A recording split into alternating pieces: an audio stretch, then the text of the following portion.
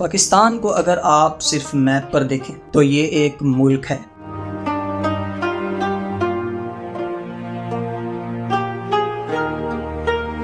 लेकिन पाकिस्तान को अगर लोगों,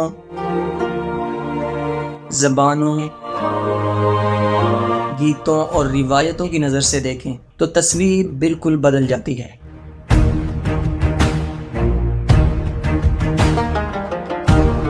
क्योंकि पाकिस्तान की पहचान सिर्फ एक कल्चर से नहीं है। यहाँ हर रीजन की अपनी ज़बान, अपनी रिवायतें, अपना म्यूज़िक और अपनी कहानी है। तो इस 14 अगस्त चलिए पाकिस्तान को एक डिफरेंट नज़रिए से देखते हैं, पाकिस्तान के कल्चर की नज़र से।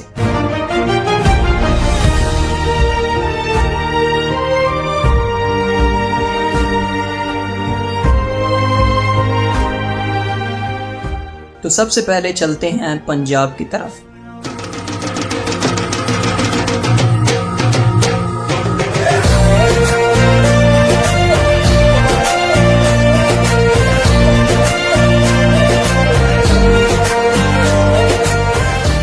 पंजाब को सिर्फ लाहौर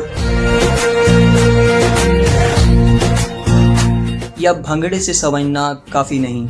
ऐसा समझ लें कि आप अगर इन चीज़ों से फेमिलियर हैं तो आप पंजाब की पूरी तस्वीर से नावाकिफ़ हैं। इस कल्चर में शहरों की ज़िंदगी भी है, देहातों की सादगी भी है और सदियों से चली आई लोक रिवायात भी हैं। और जब पंजाब के म्यूज़िक की बात की जाती है तो ढोल के बगैर तस्वीर अधूरी लगती है। लेकिन पंजाब की आवाज़ सिर्फ डांस में नहीं, पोइट्री और सूफी रिवायात में भी सुनाई देती है। यहाँ के मेले, उर्स, गीत, हैंडीक्राफ्ट्स कल्चर को सिर्फ देखने की चीज़ नहीं बल्कि रोज़मर्रा ज़िंदगी का हिस्सा बनाते हैं। और शायद इसीलिए पंजाब को सिर्फ एक जगह नहीं बल्कि एक जिंदा रिवायात कहना ज़्यादा ठीक होगा। पंजाब के बाद अब रुख करते हैं खैबर पख्तूनख्वा का।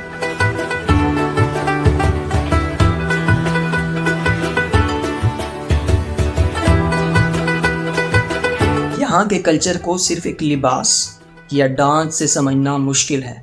पश्तून कल्चर में ज़बान, पोइट्री, मेहमान नवाजी और कम्युनिटी लाइफ का बहुत इम्पोर्टेंट रोल है। और अगर पश्तून कम्युनिटी की ट्रेडिशनल सोशल लाइफ को समझना हो तो हुजरा को समझना बहुत ज़रूरी है।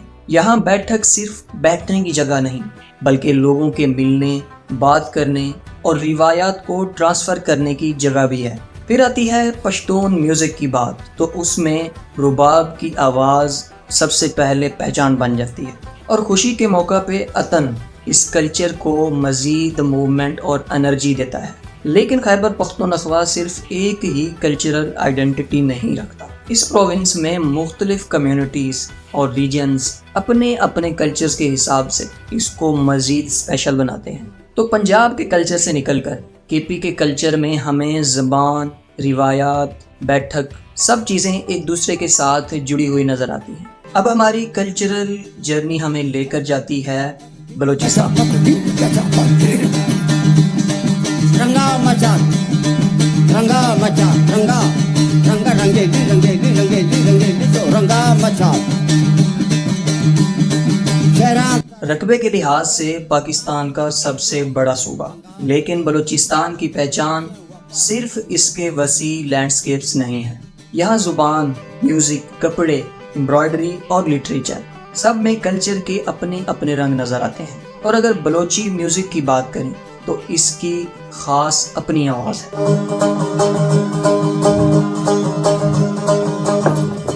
सारोज, बैंजू और डम्बोरा जैसे ट्रेडिशनल इंस्ट्रूमेंट्स इस म्यूज़िक को अपनी एक अलग पहचान देते हैं। लेकिन बलूचिस्तान के कल्चर को देखने का सबसे खूबसूरत नज़रिया उसकी एम्ब्रॉयडरी को देखना है। हर पैटर्न में खूबसूरती है, मेहनत है और हर मेहनत में एक अलग फन छुपा हुआ है। तो बलूचिस्तान को सिर्फ उसके पहाड़ों और रेगिस्तानों से देखना इसकी कहानी का सिर्फ एक छोटा सा हिस्सा है। इसके लैंडस्केप्स के पीछे एक जिंदा कल्चर है जो कि ज़ुबान, म्यूज़िक, हुनर और रिवायात के ज़रिए आज भी अपनी पहचान बनाए हुए हैं। अब चलते हैं सिंध की तरफ।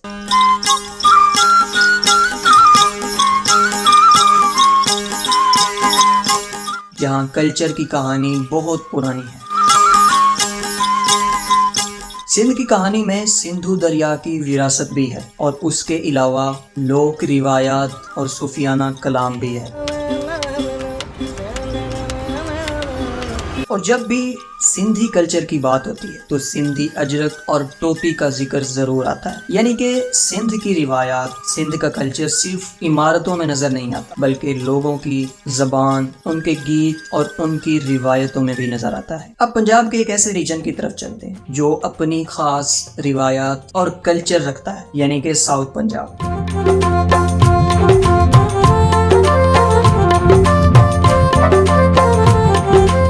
यहाँ सराइकी ज़बान और उससे जुड़ी रिवायात इस रीजन को अपनी एक खास पहचान देती हैं। मुल्तान की सूफी रिवायात से लेकर चोलिस्तान के रेगिस्तान तक साउथ पंजाब के कल्चर की तस्वीर बहुत से रंगों से मिलकर बनी हुई है। और इसीलिए सराइकी रीजन को समझने के लिए सिर्फ एक शहर को देखना काफी नहीं बल्कि पूरे रीजन को देखना पड़ता है। पंजाब से खैबर पख्तूनख्वा तक, बलूचिस्तान से सिंध तक और साउथ पंजाब की सराइकी ज़मीन तक हमारी ज़ुबानें मुख्तलिफ हैं, हमारे गीत मुख्तलिफ हैं, हमारे लिबास, खाने और रिवायतें भी मुख्तलिफ हैं। लेकिन पाकिस्तान की खूबसूरती शायद इसी में है कि इन तमाम रंगों को एक ही मुल्क अपने अंदर समेटे हुए है। ये सिर्फ मुख्तलिफ कल्चर्स नहीं बल्कि ये पाकिस्तान की पहचान के मुख्तलिफ रंग हैं। लिहाजा इस 14 अगस्त अपनी आज़ादी के साथ अपनी डाइवर्सिटी को भी सेलिब्रेट करें, क्योंकि पाकिस्तान की कहानी सिर्फ एक जगह की कहानी नहीं है, ये हम सब की कहानी है। पाकिस्तान जिंदाबाद।